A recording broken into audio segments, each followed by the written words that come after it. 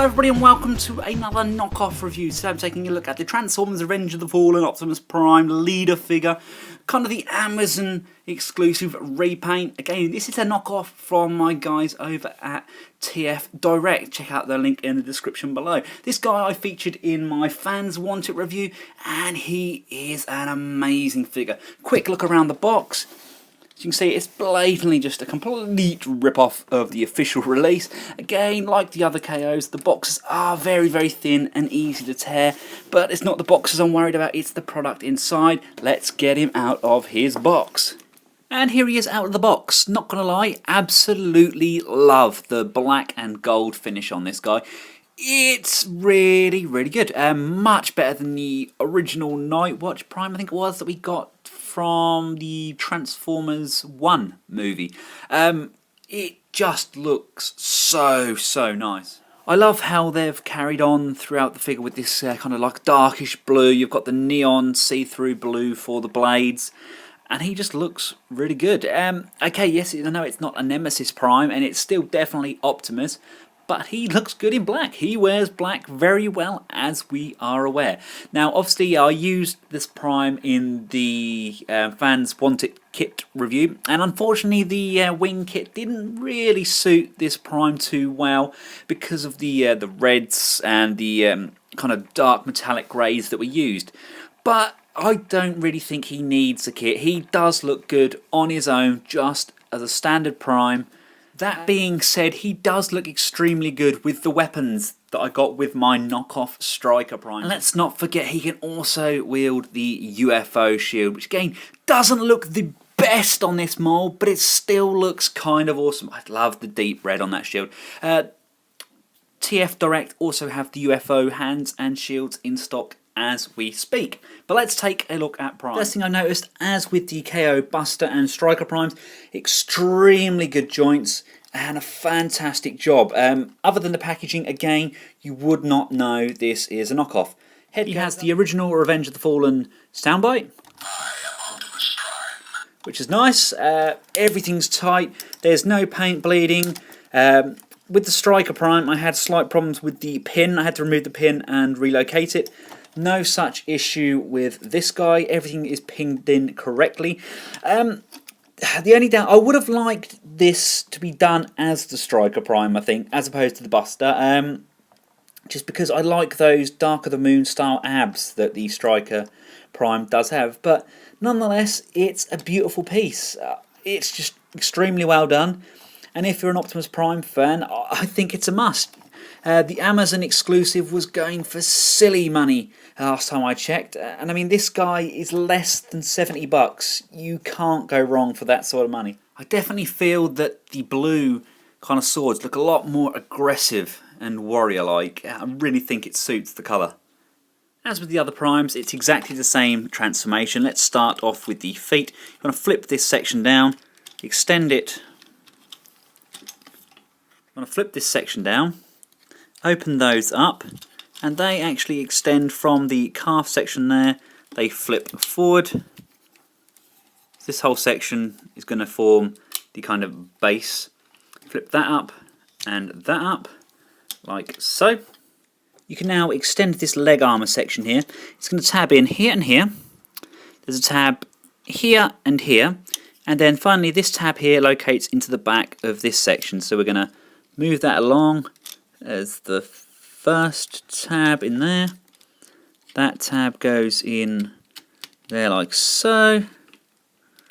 And then you're going to tab that section into the back like so.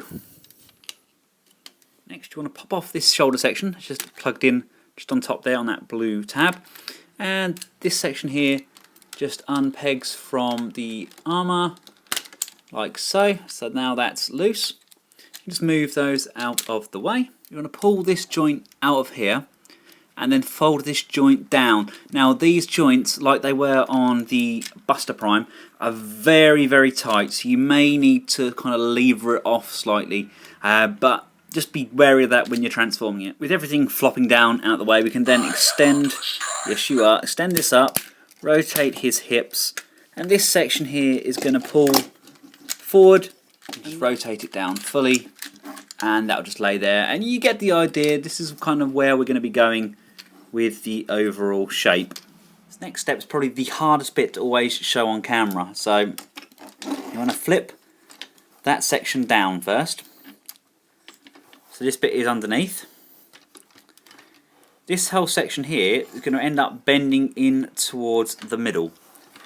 So you want to rotate these round because these are going to be on the outside.